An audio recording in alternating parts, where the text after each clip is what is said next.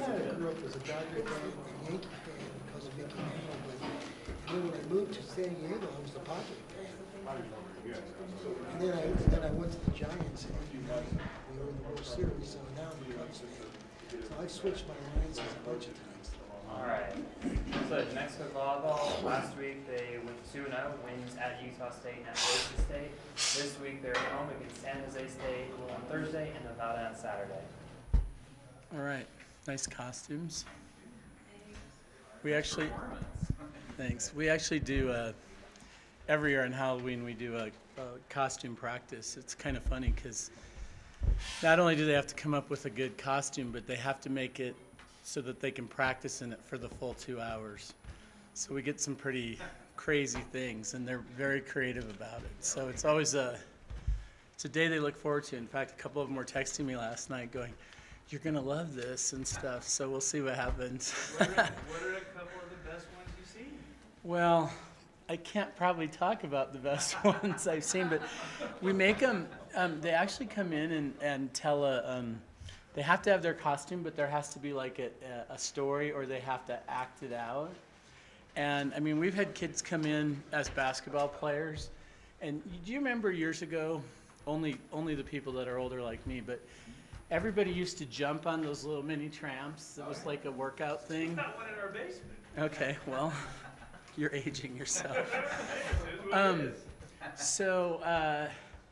Kid brought one of those in, so part of her thing, this is a few years ago, but was that she would dunk. So she jumped on that and dunked as part of her basketball costume. So they get pretty creative with it, but the rule I have is that they have to be able to practice the 2 hours in it too. So they've got to come up with, I mean, we've had someone be, no, I'm not even going to say, but we've had, I mean, they'll do spandex stuff that's, you know, whatever, just because they got to work out in it too. But it's very creative. It's very fun, and it's a day we look forward to every year. What about you? What do you show up at?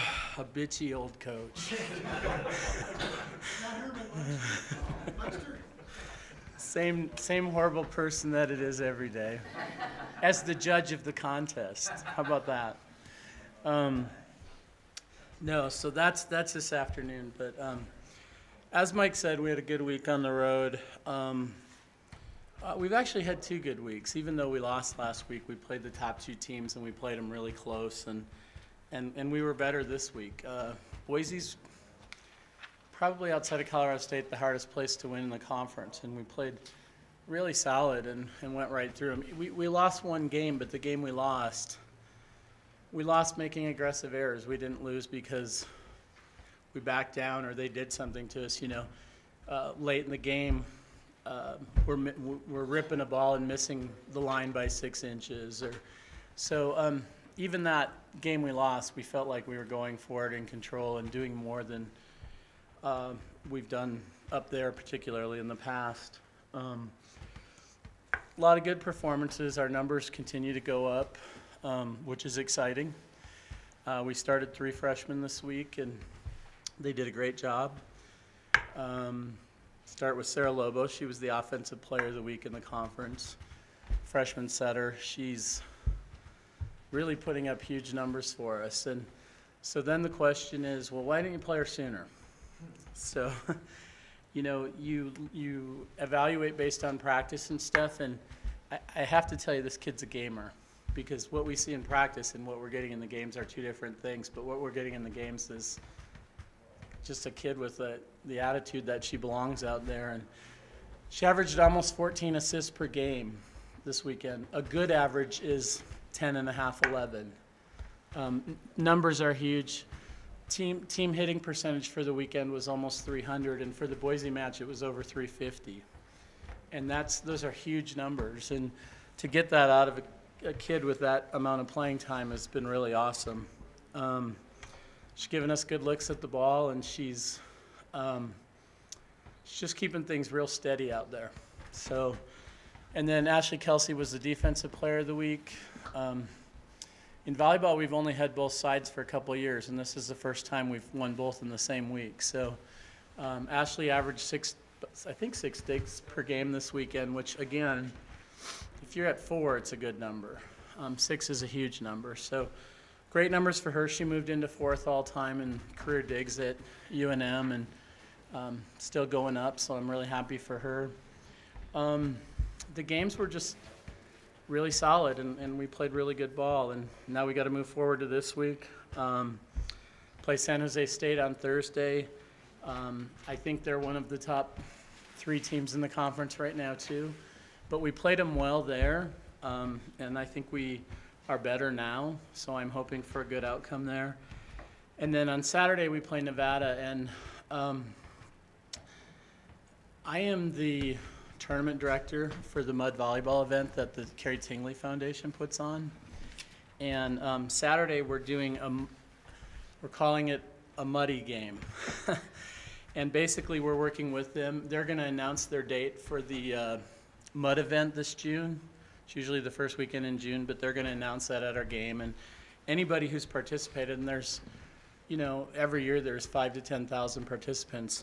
But if they wear their shirt, they get a muddy shirt or hat, they get a discounted rate.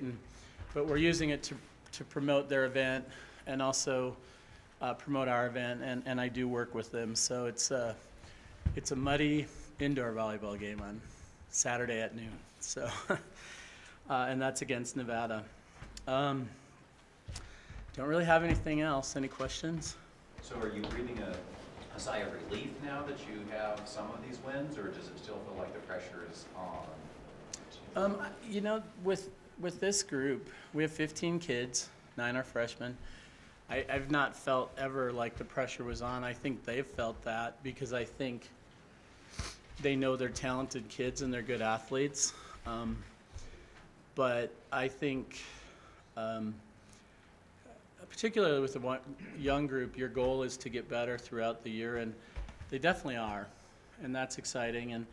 And I think we've played very much the toughest parts of our schedule, and I think we have a chance to finish on a really high note here, and that's a good thing. I think we're in 6th in the conference right now, and I think we could potentially move up to third, 4th, 5th with what we have left if we keep playing good ball. And you know, we were picked 9th. Like I said, we've got 9 of the 15 kids are new, and I think in the end, I mean, your goal is always to win, but I think this group will have done a good job and have put themselves in a place right now that if they can finish well and stay focused, they can do well. You know, we talk a lot about October, and if you don't do well in October, November can become really awful. And the challenge of a coach is how do you keep them going? And I think I was just reading an article about it, but it's interesting to keep the dynamic of improving and moving forward. But fortunately, they're seeing that, and they're seeing the opportunity to move forward. So it's not hard to go into practice and motivate them right now. They always have good practices. So it's a bigger challenge for me personally because I have to set one side of the net, and I'm old and I get tired. So, but no, I'm really happy with what they're doing, and I think that the bigger challenge right now is just to keep playing well and move forward. Did you celebrate your 200th? No. You did. Just nothing. Well, again, we've talked about that. The players never even knew till it was over, and that shouldn't be a focus. It's a great thing to get that many wins at one school, but it's just not a focus. It's, you know, I think, you know, in the next year I should pick up my 500th overall, and that will probably be a big deal because I consider that a huge milestone. But for this, it's nice to get it. It's nice to get that many at one school, but just not a focus. But, you know, didn't you tell us at the beginning of the year there's going to be like another postseason tournament, right?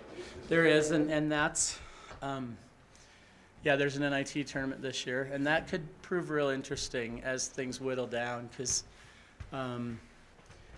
we're guaranteed a spot in it, but there's other parameters. if you're in the top 90 and you don't get a bid, you automatically get a bid into that. If you're second in your conference, you automatically get a bid. And then there's about 20 more spots that'll be divvied out. But we just got to focus on doing what we're doing. And if we can play ball the way we did this week for 2 more weeks, we'll be in a good place. Coach, can I ask you this question? Don't you think it's a disadvantage, the way you're turning the corner right now with these young freshmen and the way you got momentum coming in the month of November? Wouldn't it be an advantage to have a Mountain West tournament where the winner, the top 2 teams go or something? Well, we actually were the school that really pushed to have that, and we actually got it approved 2 years ago.